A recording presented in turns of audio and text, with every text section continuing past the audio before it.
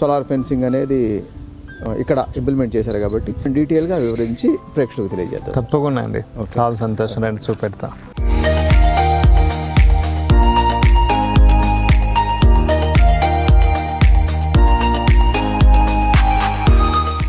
Okay Reddy గారు, మనకు solar fencing గురించి అనుకున్నాం కదా. ప్రతి రైతు ఈ కోతులతోటి అడుగులతోటి ఇబ్బంది పడుతున్నాడు కదా, దానికోసం మీరు ఒకటి కొత్తగా ఇక్కడ ఆల్రెడీ ఇంప్లిమెంట్ చేశారు కదా సోలార్ ఫెన్సింగ్, ఇది దాన్ని ఒక్కసారి చూపించండి. ఇది అంటే రైతు స్థాయిలో సోలార్ ఫెన్స్ తక్కువ ఖర్చులో. మామూలుగా అయితే సోలార్ ఫెన్స్ వేయాలంటే ఒక 2-3 సమస్యలు ఉంటాయి. ఒకటేమో బౌండరీ అనేది ఫిక్స్డ్ ఉండాలి, అంటే ఎస్టేట్ లాంటివి ఉంటాయి అనుకోండి, అది 24/7 గోడ కానీ లేకపోతే ఫెన్స్ కానీ దాని మీద వేస్తారు అన్నట్టు. చిన్న స్థాయిలో రైతుకు వచ్చేటప్పటికి గట్ల మధ్య తక్కువ స్థలం ఉంటుంది, అక్కడ సోలార్ ఫెన్స్ పెడితే నడవడం కష్టం అవుతుంది అన్నట్టు. కాబట్టి ఆ రైతు స్థాయిలో అంత పెద్ద ఎస్టాబ్లిష్మెంట్ అనేది పెట్టుకోవడం కష్టం. రెండవది ఏమవుతుందంటే కాస్ట్ వైజు అది 1.5 లక్ష, 1.5 లక్ష కంటే 3 లక్షల పైనే ఉంటుంది ఆ యూనిట్. వాళ్ళు పెట్టే భరించలేడు కాబట్టి రైతు పెట్టుకోవడం కూడా సాధ్యం కాదు. సో ఈ వ్యవస్థ, మనం చూసిన వ్యవస్థ ఏంటంటే చాలా చిన్న డబ్బా ఇది. ఈ డబ్బా దాదాపు అంటే ఇప్పుడు 9,000 రూపాయలు, పోయినసారి మనం తెచ్చిన 8,500 రూపాయలు, ఇప్పుడు జిఎస్టీతో కలుపుకొని 9,000 రూపాయలకు వస్తుంది అన్నట్టు. దీంట్లో ఒక సోలార్ ప్యానెల్ ఉంటుంది, లోపల ఒక బ్యాటరీ ఉంటుంది, సర్క్యూట్ ఉంటుంది, ఓకే అంతే. సో దీన్ని ఆన్ ఆఫ్ చేసుకోవచ్చు, మనకు అవసరం లేదనుకున్నప్పుడు దీన్ని ఆఫ్ చేస్తాం అన్నట్టు. ఇది ఆన్ చేసినప్పుడు ఇక్కడ లైట్ వెలుగుతూ ఉంటుంది, మనకి ఇండికేటర్ వస్తుంటుంది. ఇది ఇక్కడ రెడ్ అది ఆన్లో ఉంది. ఇది ఆఫ్ చేస్తాము, ఇది ఛార్జ్ అవుతుంటుంది. ఛార్జ్ అవుతుంటే ఉన్నట్లు ఇండికేషన్ అన్నట్టు, ఛార్జ్ అవుతున్నట్లు లెక్క గ్రీన్ లైట్ ఉంటే, ఈ లైట్ ఉన్నప్పుడు ఆన్ అవుతుంది అన్నట్టు. సో ఇందులోంచి మనం ఆ సోలార్ లైన్లు ఉన్నాయి కదా, ఇది కేబుల్ దీంట్లోంచి కనెక్షన్. ఇది ఇప్పుడు ఓకే సమ్మర్ ఓకే, ఎండ ఉన్నప్పుడు ఇలా మనకి క్లౌడీ వాతావరణం, మసుగ్గా ఉంది, ఎండ లేదు, ఎంతవరకు దీన్ని ఎఫిషియన్సీ ఉంటుంది? ఏం ప్రాబ్లం ఏమి ఉండదు. క్లౌడీ వాతావరణం ఉన్నా కూడా, అంటే కాస్త వెలుతురు డిస్పర్సల్ లైట్ ఉన్నా కూడా ఛార్జ్ అవుతూనే ఉంటుంది. ఈ గ్రీన్ లైట్ వెలుగుతున్నంత వరకు ఇది ఛార్జ్ అవుతున్నట్టే లెక్క అన్నట్టు. కాబట్టి మబ్బులు వాతావరణం ఉన్నా కూడా దీంట్లోంచి ఆ వోల్టేజ్ జనరేట్ అవుతూ ఉంటుంది. తర్వాత వోల్టేజ్ జనరేట్ అప్పుడు కూడా షాక్ కూడా ఒక్కసారి షాక్ కొట్టి వదులుతుంది అన్నట్టు, అది పట్టుకోదు. కాబట్టి ఇది 12 volts బ్యాటరీ దీని లోపల ఉండేది. తర్వాత 6 kV పవర్ జనరేట్ అవుతుంది షాక్ వచ్చినప్పుడు. ఇది ఎంత పడుతుంది అన్నారండి? 9,000 రూపాయలు. బ్యాటరీ ఏదైనా పెట్టుకోవచ్చా? బ్యాటరీ లోపలే ఉంటుంది, ఇన్బిల్ట్ బ్యాటరీ ఇన్బిల్ట్ ఉంటుంది. బ్యాటరీ ప్యానెల్ అండ్ ఒక సర్క్యూట్ ఉంటుంది. వారంటీ ఏమైనా ఇస్తున్నారా? దీంట్లో అట్లా పోయే పార్ట్ ఏం లేదు.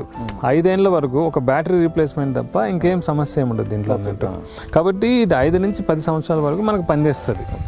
కాబట్టి కాస్ట్ వైజ్ తీసుకుంటే కూడా ఇది 9,000 రూపాయలు మనం ఇప్పటికి అనుకుంటే కూడా దీన్ని 5 సంవత్సరాలు వేసుకున్నా కూడా దీని లైఫ్ టైము దాదాపు మనకు సంవత్సరానికి 2,000 రూపాయలే పడుతుంది.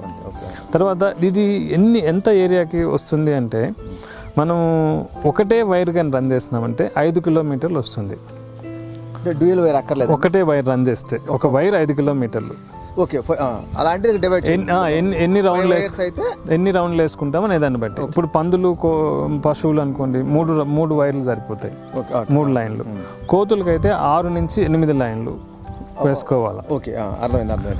గ్యాప్ ఎంత పెట్టాలి సార్ వైర్కి వైర్? సో వైర్కి మధ్య మనం దాదాపు ఒక అడుగు కంటే తక్కువ 10 ఇంచులు, 10 ఇంచుల వరకు పెట్టుకోవచ్చు అన్నమాట. అవును, ఇది కనెక్షన్ వెళ్ళి దానికి అటాచ్ చేసుకున్నారు అన్నట్టు. ఇది సో ఇక్కడ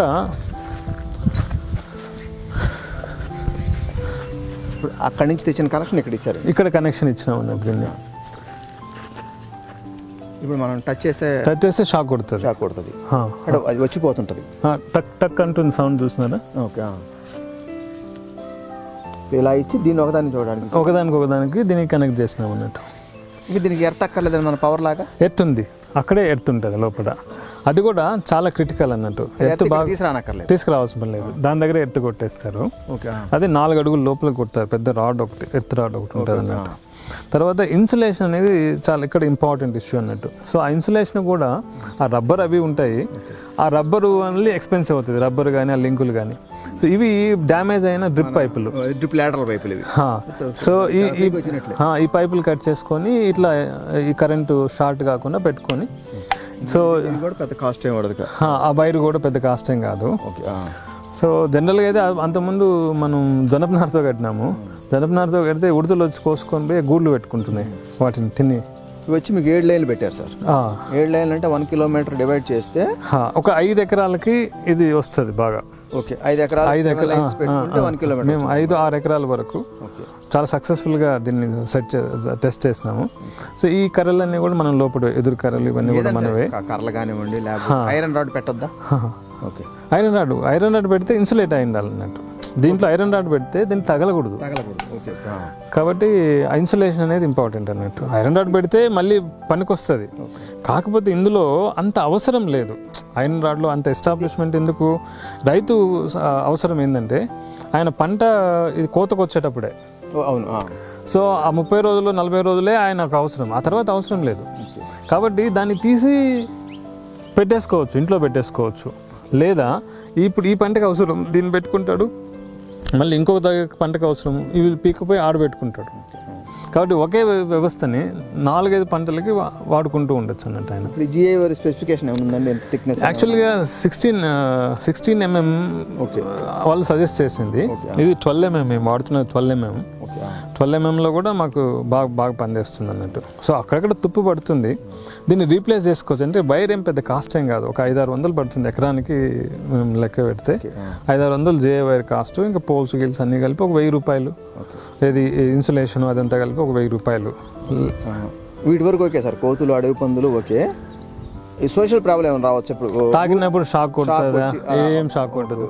ప్లస్ గేదెలు, పొరపాటు ఊర్లో గేదెలు కానీ ఆవులు కానీ మన పశువులు వచ్చి అందులో విరక్కపోయే ప్రభావం ఏం లేదు. ఇప్పుడు టచ్ అయితే షాక్ కొట్టి జుమ్మని పక్కలాగా వెళ్ళిపోతే వరకు నో ప్రాబ్లం. అట్లా కాకుండా పొరపాటు తల పెట్టేసేసి విరక్కపోయినందువల్ల షాక్ కొడితే ఏం కాదు. ఎందుకంటే ఆ వోల్టేజ్ మళ్ళీ బిల్డ్ అవ్వడానికి మళ్ళీ ఒక 2 నిమిషాలు పడుతుంది దానికి. ఆ 2 నిమిషాల్లో తలకాయ బయట తీలాగా ఏం కాదు. అది చిన్న షాక్. అట్లా గుంజ వదులుతుంది. అట్లా ఏంటంటే షాక్ ఎలా ఉంటుంది అంటే ఇట్లా ఉంటుంది అంతే. మనిషిని భయం పెట్టు అట్లా ఇట్లా కుదిలిస్తే ఎట్టుంటుందో ఆ మార్గం ఉంటుంది. ఇప్పుడు మా కేవీకేలో మా అందరికీ షాకులు కొట్టినాయి, మేమందరం బతికే ఉన్నాం. అంటే ఏం కాదు, పట్టుకొని ఉన్నా కూడా ఏం కాదు. కాబట్టి మనుషులకు కొట్టినాయి. కుక్కలు అయితే ఇంకా రెగ్యులర్ అంతమంది మొత్తం ఊరు కుక్కలన్నీ ఏడే ఉండేవి. ఇప్పుడు ఒక కుక్క కూడా రాదు ఇటువైపు. కోతులు, పందులు, తర్వాత కోళ్ళు, మేకలు, పశువులు అన్నిటికీ ఇంచుమించు చిన్నపిల్లలు కూడా తాకింది అన్నట్టు. చిన్నపిల్లలకు తాకింది, కోళ్ళకి తాకింది. కోడి కూడా కక్కని ఎగిరి. ఏ జంతువు అయినా అంతేలేండి, ఒకసారి భయం పుట్టిందంటే దాని దగ్గర. ఇప్పుడు కోతులు అనుకో, కోతులు చాలా స్మార్ట్ గా బిహేవ్ చేసినాయి. అడవి పందులు, కుక్కలు అంటే తగలంగానే వెళ్ళిపోయినాయి, మళ్ళీ రాలేదు. కోతులు మాత్రం పైకెక్కి దూకడము, ఈ సందులోంచి కిందలోంచి దూరడము, సో వీటి మీద నుంచి ఎక్కడము, ఇట్లాంటివంతా చేసినాయి. కాకపోతే ఇంతకుముందు ఏంటంటే అసలు ఆశ లేకుండా ఉండేది. ఎటువైపు నుంచి అంటే అటువైపు వస్తాయి, వాటిని చూస్తే ఇంక మనం వ్యవసాయం చేయగలమా, వీటి నుంచి కాపాడుకోగలమా అనే నిరాశ నిస్పృహాలు ఉండేటివి. ఇప్పుడు లేదు, చూసుకుందాం. సో కాబట్టి మహా అంటే అంతకుముందు ఏంటంటే ఎటువంటి వచ్చిపోయి మొత్తం మనల్ని అసలు అంటే ఇంకా చేసేస్తాయి అన్నట్టు. అయిపోయింది, మన పని అయిపోయింది అనిపించినట్టు చేసేటివి. ఇప్పుడు అట్లా కాదు, గేమ్ ఉంది, నీదా నాదా అన్నట్టు అనిపిస్తుంది అన్నట్టు. ఇది ఇప్పుడు మామూలుగా 1 acreకి జిఐ వైర్ ఎంత పడుతుంది సార్? ఒక 5 lines జిఐ వైరు అరౌండ్ 7-8 కేజీలు పడుతుంది. 100 రూపీస్ వేసుకున్న కేజీ 700. 2 acres వరకు 10,000 అయిపోతుంది ఈజీగా. 5 years దీన్ని మరలా మనం కొంతమంది పర్మనెంట్ ఉంచుకుంటారు, కొంతమంది మరలా క్రాప్ మీద తీసుకోవాలంటే జాగ్రత్త దీన్ని చుట్టేసుకొని పెట్టుకోవచ్చు, లేదా కొత్త వైర్ కూడా పెట్టుకోవచ్చు. మేము చాలాసార్లు కొత్త వైర్ పెట్టుకున్నాం. 700 కాబట్టి అది పెద్ద. అదిగాక కాస్ట్ వైజ్ చూసుకోండి, 10,000 రూపాయలు అనుకోండి. సో ఇప్పుడు కందులు వేసినాం అనుకోండి, 8 క్వింటాలు ఎంతో కందులు అవుతున్నాయి. 1 క్వింటాల్ పైసలు, లేదా 2 క్వింటాల్ పంట నాశనం చేసుకునే బదులు అట్లీస్ట్ ఇప్పుడు 5 ఎకరాలు వేసుకున్నాం అనుకో సార్, 5 ఎకరాల మీద 5 క్వింటాలు మిగిలినాయి అనుకోండి మాకు. సో 5 క్వింటాల మీద చూడండి, 5 వేసుకున్నాడు 25,000 రూపాయలు. కాస్ట్ అనేది దెబ్బకి రికవర్ అవుతుంది అన్నట్టు. ఇది అంతకంటే అది కూడా కాదు, మనకు నమ్మకం కలుగుతుంది అన్నట్టు. అంటే ఈ పంటని మనం ఇందులోంచి కాపాడుకోగలం. లేకపోతే దాంట్లో మేజర్ డిఫరెన్స్ నేను ఎక్కడ చూసినా అంటే, అంతకుముందు అన్ని వైపుల నుంచి వచ్చి అన్ని వైపులు పరిగెత్తేది, ఇటు వస్తే అటు, అటు వస్తే ఇటు, ఇటు ఆట ఆడిస్తే కోతులు అన్నట్టు. ఇది వేసిన తర్వాత ఎక్కడైనా ఒక చోట ఇప్పుడు వాటి ఎంబడి పడినామనుకో, నడిచినాం అనుకో, వచ్చిన చోటు గురుకుతాయి. ఎలా వచ్చినాయో చూసుకొని దాన్ని ఫిక్స్ చేయొచ్చు ఈజీగా. కింద నుంచి దూరం వచ్చినాయా, పైనుంచి ఎగురు వచ్చినాయా, దాటుతున్నాయా, అక్కడ మనం కాపాడచ్చు. సో అటే పోతాయి, దాన్ని ఫిక్స్ చేయొచ్చు. అట్లా అన్నింటినీ ఫిక్స్ చేసుకొని ఒకటో రెండో ప్లేసెస్ కానీ వదిలిపెట్టుకున్నామంటే అక్కడ మనం కాపలా ఉంటే సరిపోతుంది. ఎంత ఈజీ అయింది అది. దీని తర్వాత అంటే మనం లాస్ట్ ఇయర్ మనకి ఆశ లేదు, ఆశ నిరాశల మధ్యలో ఉన్నాం. నవంబర్లో ఫస్ట్ డిప్లాయ్ చేసినాము. నవంబర్ నుంచి కందిని కాపాడినాం, మొక్కజొన్నని కాపాడినాం, మామిడి తోట అయితే అబ్బో సతాయించినాయి అవి. మామిడి తోటని కాపాడినాం. తర్వాత ఇప్పుడు బొప్పాయి ఫస్ట్ లోపలికి ఇంట్రూషన్ కాగానే వేసేస్తాం అన్నట్టు. ఒకసారి షాక్ కొట్టిందంటే మళ్ళీ రావు, కరెంట్ లేకపోయినా రావు. ఆ ఎక్స్పీరియన్స్ ఇవ్వాలి వాటికి కాస్త ఓపిక్గా. దాంట్లో మేజర్ థింగ్ ఏంటంటే వోల్టేజ్ అయ్యేటికి ఇక్కడ గడ్డి ఏమి ఉండకూడదు అన్నట్టు. కింద గడ్డి కాబట్టి మనం అక్కడ ఎట్లంటే చూపెడతాను మీకు. ఇది ఒక్కటే మనం మెయింటైన్ చేయాల్సింది, అది డిశ్చార్జ్ అయిపోతూ ఉంటుంది అన్నట్టు. సో కాబట్టి ఎప్పుడు కానీ ఆ లైన్ మాత్రం క్లీన్గా ఉంచుకోవాలి అన్నట్టు. అది ఎంతవరకు ఉందో అంతవరకు క్లీన్గా ఉంచుకోవాలి. ఇది ఒక్కటే ఛాలెంజ్ అన్నట్టు. రైతులు కూడా అడిగేది ఏంటంటే ఆ వరాల పంట ఎంత గడ్డి తీయాలా, ఎట్లా తీయాలా, గడ్డి మందు కొడతా ఉంటారు. మేము గడ్డి మందు కొట్టాం కాబట్టి పీకుతాం. వాళ్ళు గడ్డి మందు కొట్టుకోవచ్చు, లేకపోతే ఇంకోటి కూడా చేయొచ్చు. ఈ కింద దానికి కరెంట్ లేకుండా చేయొచ్చు, పై వాటికి మాత్రం ఇచ్చేసి కింద దానికి కరెంట్. కోతులు దూరతాయంటే ఇంకా అది స్మార్ట్నెస్, అంటే కిందది డిశ్చార్జ్ కాకుండా అదేమో ఉన్నట్టు ఫీల్ అవుతుంది. సో మనం అటు ఇటు చేసి దానికి ఒక్కసారి షాక్ తగిలేటట్టు చేసినామంటే చాలు, ఏదో ఒక రకంగా. సో మళ్ళీ అవి రావన్నట్టు.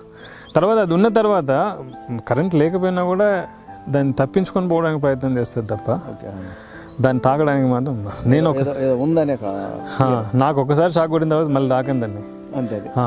అప్పుడెప్పుడు పోయినసారి ఎప్పుడు నవంబర్ డిసెంబర్లో కొట్టింది షాకు. ఇంకా అప్పటి నుంచి ఎందుకులే కరెంట్ ఉంటుంది నాకు తెలుసు అని అనిపిస్తుంది. Okay sir, thank you very much. చాలా వాల్యుబుల్ ఇన్ఫర్మేషన్. చాలా తక్కువ ఖర్చులో రైతులు ఈ కోతుల నుంచి, అడుగు పందు నుంచి వాళ్ళ పంటలు కాపాడుకోవాలి. ఇంకొక విషయం కూడా, రైతులు ఇక్కడ ఎక్కడ బెనిఫిట్ అవుతున్నారంటే రబీ సీజన్లో నీళ్లు, ఇప్పుడు చాలా మంది రైతులకి ఏంటంటే నీళ్ళు ఉండవు, ఎండాకాలం వచ్చేటప్పుడు నీళ్ళు ఉండవు. ఆ టైంలో కూరగాయలు వేస్తే మస్తు డబ్బులు వస్తాయి, మార్కెట్ ప్రైస్. కానీ వీళ్ళ పొలాలు ఎక్కడో మధ్యలో ఉంటుంది, 20 గుంటలు 10 గుంటలు ఎక్కడో ఓపెన్ ఏరియాలో ఉంటుంది. ఆ ఓపెన్ ఏరియాలో ఉన్నప్పుడు ఆయన దాన్ని ప్రొటెక్ట్ చేసుకోలేడు ఆ కొంచెం నీళ్ళక. ఇది కానీ ఉన్నదంటే అట్లాంటి రైతులంతా 20 గుంటల్లో లేకపోతే ఎకరం రైతులందరూ కూడా నీట్గా దీన్ని వేసుకొని కూరగాయలు వేసుకుంటే కరెక్ట్ టైంలో మంచి డబ్బులు సంపాదిస్తారు. ఎకరం రైతు అయినా కూడా 2-3 లక్షలు సంపాదించుకోవచ్చు ఆ 3 నెలల్లో. Okay sir, thank you sir, thank you very much.